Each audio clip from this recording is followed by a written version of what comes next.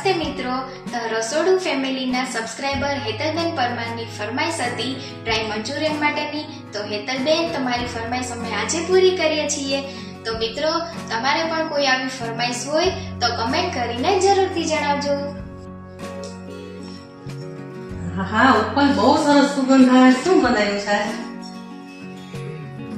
આજે શું બનાવ્યું છે બોલો જી? સુગંધ કઈક ચાઇનીઝ જેવી આવે. હા, ટાટા. અરે વાહ, મંચુરિયન! આ તો કેટલા દિવસથી મને મન થયું હતું. હે ને? તો હવે ચાખીને કયો જી કેવા બન્યા?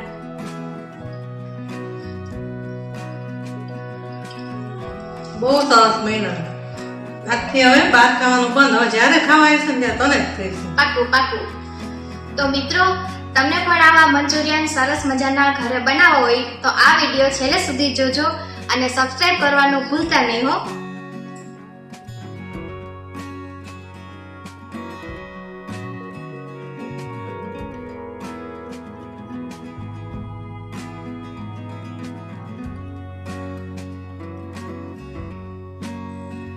સાતસો ગ્રામ ઝીણી સમારેલી કોબી, એક ઝીણું સમારેલું ગાજર, 1/4 કપ મેંદાનો લોટ, 1/4 કપ ચોખાનો લોટ, અડધું બાઉલ કોર્નફ્લોર, 2 ચમચી મરીનો ભૂકો, લીલી સમારેલી ડુંગળી, છીણેલું આદુ, સ્વાદ અનુસાર મીઠું, 2 ચમચી લાલ મરચું પાવડર, 1 મીડિયમ સાઇઝનું capsicum, soya sauce, green chilli sauce, red chilli sauce.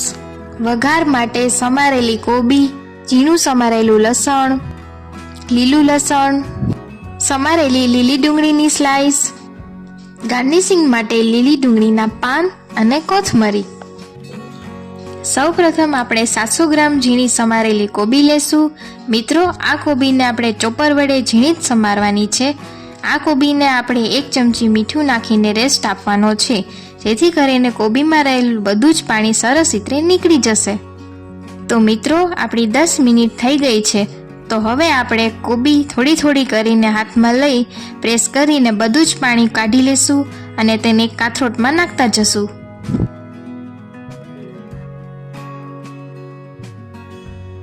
હવે આપણે સમારેલું ઝીણું ગાજર, સમારેલી લીલી ડુંગળી, અડધી ચમચી છીણેલું આદુ, અડધું બાઉલ કોર્નફ્લોર, 1/4 કપ ચોખાનો લોટ, 1/4 કપ મેંદાનો લોટ, 1 ચમચી લાલ મરચું પાવડર, સ્વાદ અનુસાર મીઠું, 1 ચમચી મરી પાવડર, 1 ચમચી ડાર્ક સોયા સોસ, 1 ચમચી ગ્રીન ચીલી સોસ, 1 ચમચી રેડ ચીલી સોસ એડ કરી અને વ્યવસ્થિત રીતે મિક્સ કરી લેશું.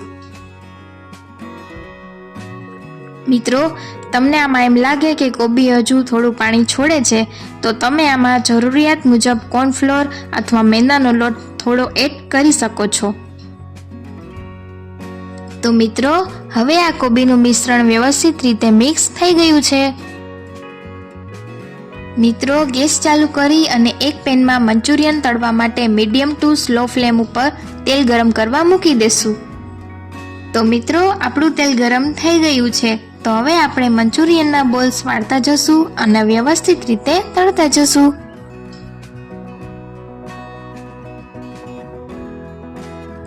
આપણા મંચુરિયન ગોલ્ડન બ્રાઉન થાય ત્યાં સુધી તળવા દેશું. મંચુરિયનને બીજી સાઈડ પલટાવીને પણ તળી લેશું. તો મિત્રો, તમે જોઈ શકો છો આપણા મંચુરિયનના બોલ્સ ગોલ્ડન બ્રાઉન થઈ ગયા છે. તો તેને આપણે એક પ્લેટમાં કાઢી લેશું. આવી જ રીતે આપણે બધા મંચુરિયનના બોલ્સ વાળી અને તળીને રેડી કરી લેશું.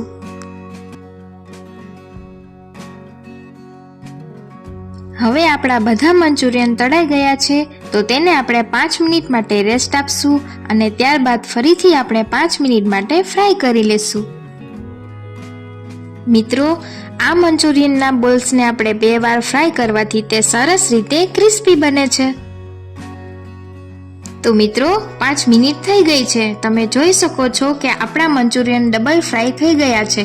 તો તેને આપણે એક પ્લેટમાં કાઢી લેશું. હવે આપણે સૌપ્રથમ ગેસ ચાલુ કરી એક પેનમાં વઘાર માટે 3 ચમચી તેલ લેશું. મિત્રો, તેલ ગરમ થાય એટલે આપણે તેમાં ઝીણું સમારેલું સૂકું લસણ, સમારેલું લીલું લસણ, સમારેલી લીલી ડુંગળી, સમારેલું આદું નાખીને વ્યવસ્થિત રીતે મિક્સ કરી લેશું. મિત્રો, આપણે આ ગેસને મીડિયમ ટુ સ્લો ફ્લેમ ઉપર જ રાખશું. હવે આપણે તેમાં સમારેલું કેપ્સિકમ, સમારેલી ઝીણી કોબી, 2 ચમચી સોયા સોસ, 2 ચમચી રેડ ચીલી સોસ, 2 ચમચી ગ્રીન ચીલી સોસ, થોડો ટોમેટો કેચઅપ, 1 ચમચી લાલ મરચું પાવડર, 1 ચમચી મરીનો ભૂકો એડ કરી અને વ્યવસ્થિત રીતે મિક્સ કરી લેશું. મિત્રો, આ વેજીટેબલ્સનો ક્રન્ચી ટેસ્ટ રાખવા માટે આપણે વેજીટેબલ્સને બહુ ચડવા દેશું નહીં. હવે મંચુરિયન માટેની ગ્રેવીને ઘટ બનાવવા માટે આપણે તેમાં 1 ચમચી કોર્નફ્લોરની સ્લરી અને થોડું પાણી મિક્સ કરશું. તો મિત્રો, આપણી ગ્રેવી બનીને તૈયાર છે. તો હવે તેમાં આપણે મંચુરિયનના બોલ્સ એડ કરી દેશું અને વ્યવસ્થિત રીતે મિક્સ કરી દેશું.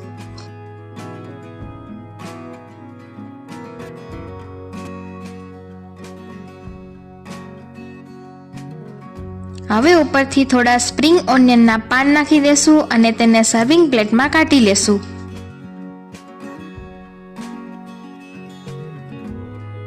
તો મિત્રો, ઉપરથી સ્પ્રિંગ ઓનિયનના પાન અને કોથમરી વડે ગાર્નિશિંગ કરી લેશું.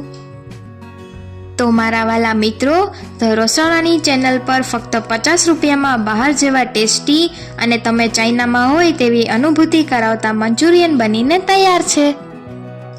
તો તો ચાલો મિત્રો, આપણે ટિપ્સ જોઈએ.